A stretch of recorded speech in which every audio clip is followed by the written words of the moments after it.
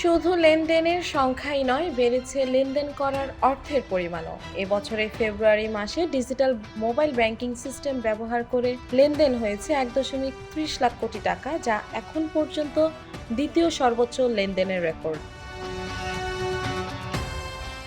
উচ্চ সংখ্যক লেনদেনের পাশাপাশি ফেব্রুয়ারি মাসে লেনদেন করা অর্থের পরিমাণ দ্বিতীয় সর্বোচ্চ, যা ডিজিটাল পেমেন্ট পদ্ধতির ক্রমবর্ধমান সাফল্য এবং গ্রহণযোগ্যতাকে নির্দেশ করে।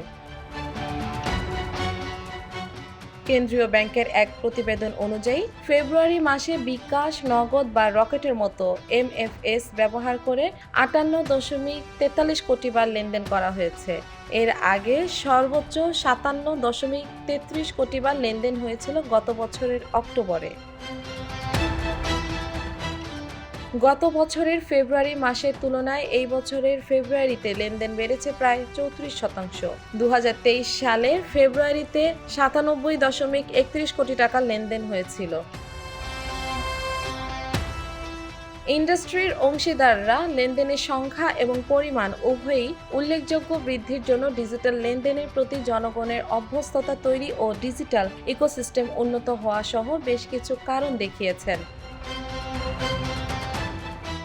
কেন্দ্রীয় ব্যাংকের তথ্য অনুযায়ী ক্যাশ আউট ও ব্যক্তি থেকে ব্যক্তির কাছে অর্থ লেনদেন সহ বেশ কিছু সার্ভিসের রেকর্ড পরিমাণ লেনদেন হয়েছে ফেব্রুয়ারি মাসে।